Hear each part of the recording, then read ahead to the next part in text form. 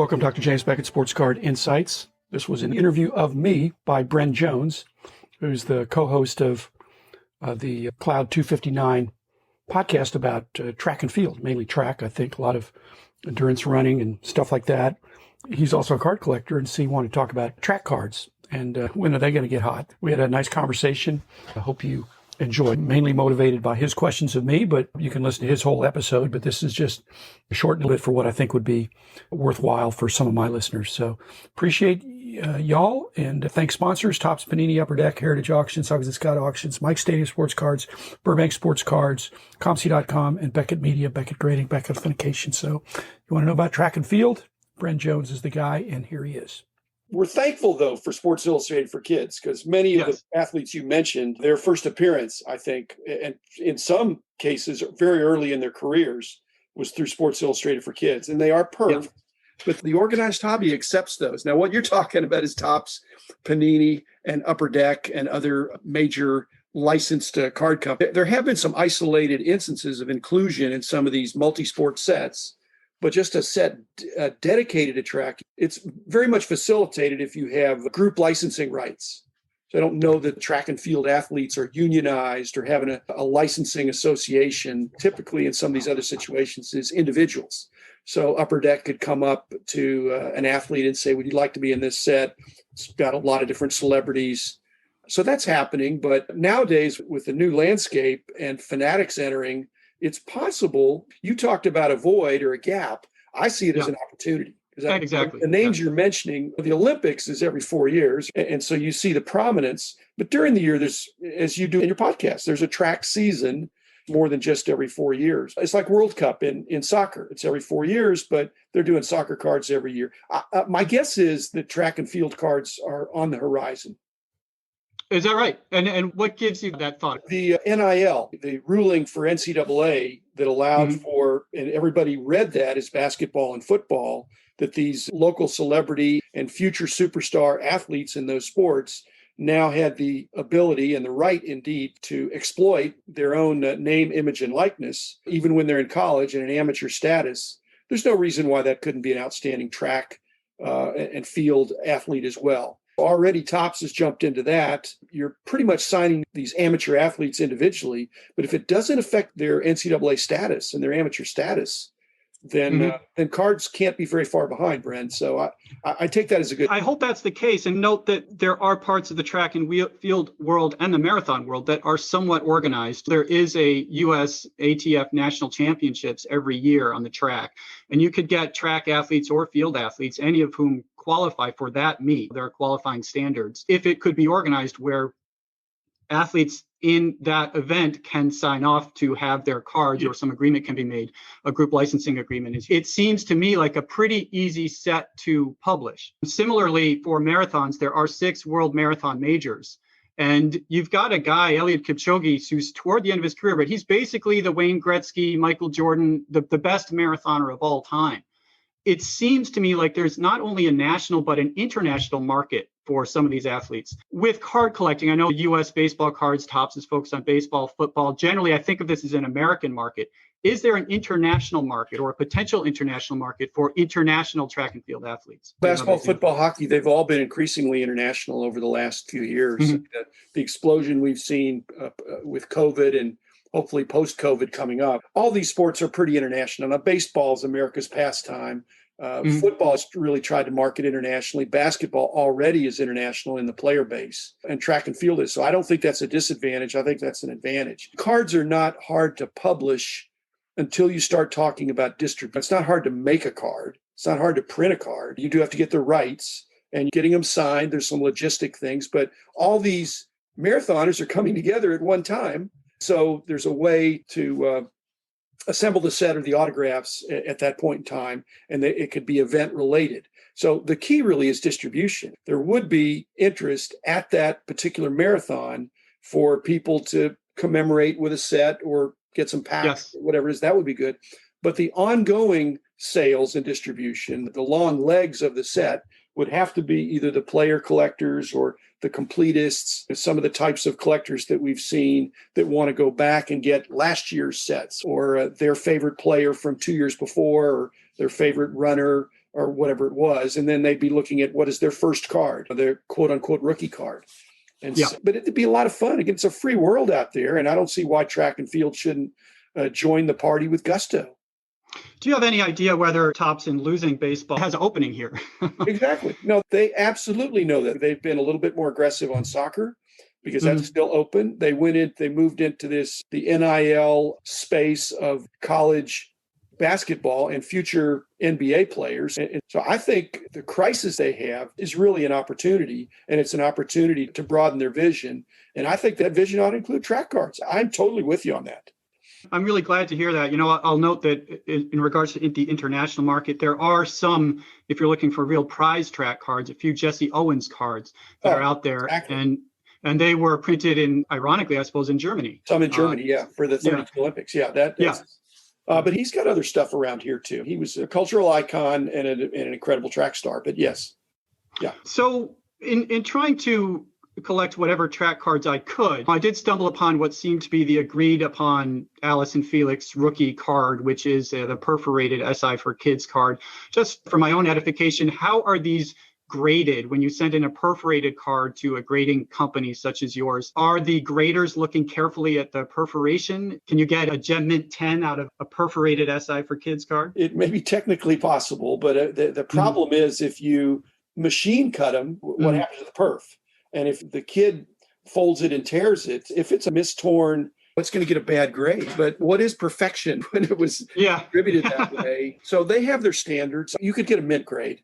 I don't know if you could get a quote unquote mint from more than just BGS. But again, it wouldn't be an 8-year-old kid ripping them out. I'm not quite sure how to do that. Some more sophisticated cutting technique. There's some laser cutters and blade cutters. But I don't think it'd be your hands, and I don't think it'd be a pair of scissors. No, I don't think I'll mess with it. But they can get good grades. And when they get good grades, the price goes way up. I haven't seen any of the Felix cards graded at all or slabbed at all. I think that even if they come back as 5s or 6s, it adds value to the card. It's still a good card. It authenticates it and it protects it. And to take into account the difficulty of getting really near mint or mint condition for a card that was really just part of the. Let me ask you one more broad strokes question. I sense that cards now are being used to promote the sport, but also the sport is promoting the card. It's almost a two-way street. Do you agree with this? Could track cards be used to promote track and field, the sport itself? I think the answer is yes and yes. And I think that the Major League Baseball Players Association and the Basketball Players Association, the Football Players Association, that is the realization that they've come to in choosing Fanatics. They are now part of the game. And I think they have come to the realization that if they promote the cards and the cards promote them, the symbiosis is the reason why I think Fanatics made a huge splash. They're cutting players in. There's going to be a participation in the profits.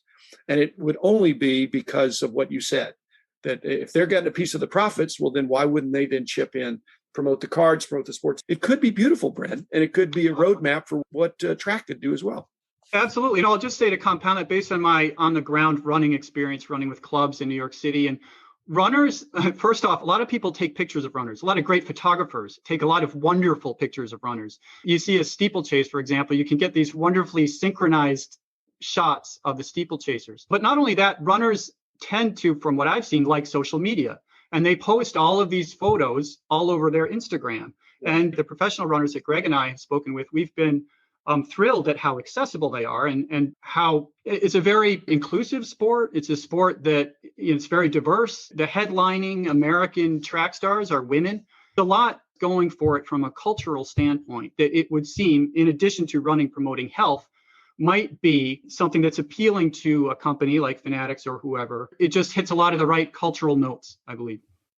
I think you're exactly right. I'm old enough to remember back in the day when the amateur athletes were really amateurs and they had to get part-time jobs. I guess I would say it's easy money for these track athletes to sign their name and to give over the rights to use their name, image, and likeness in a card product that people would enjoy and interact with. The photographers, there's amateurs and professionals. There's photography that would be really interesting.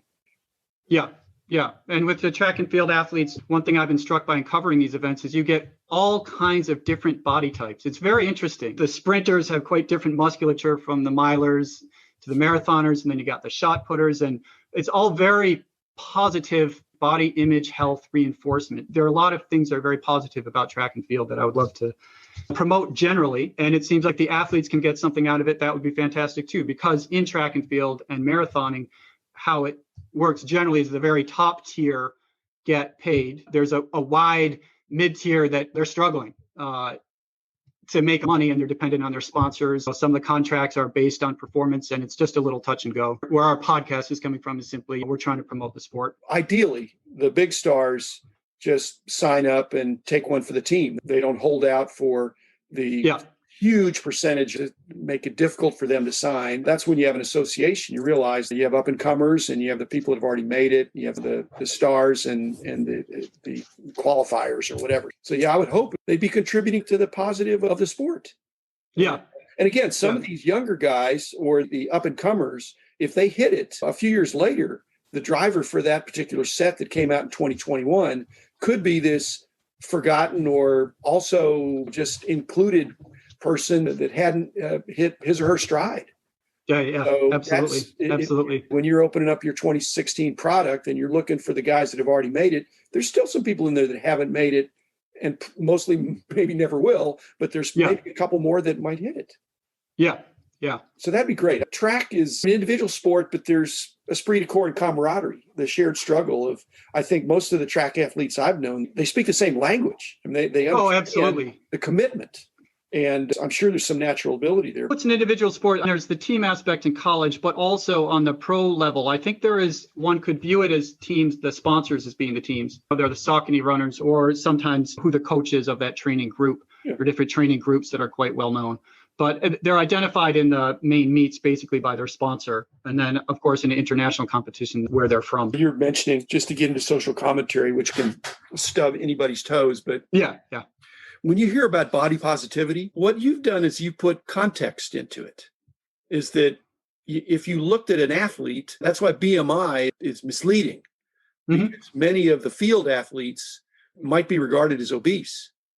When they're very muscular, they're very fit, but you do the math, that body mass index comes up a number that if you just looked at the number, you'd say, well, this person's way overweight. So the body positivity, whether you're a guy or a gal, whether you're in track or not, really ought to be in context to what your goals are and what you're trying to do. The marathoner shouldn't have the same body type as the sprinter, as the shot putter. Exactly. Men and women. But if men and women looked at that and said, these are my goals in life, and here's the body positive that'll help me get there. Track is a great display of beautiful bodies across the board. Yes. Okay. Yeah. It's a better chance of being beautiful than an unfit body.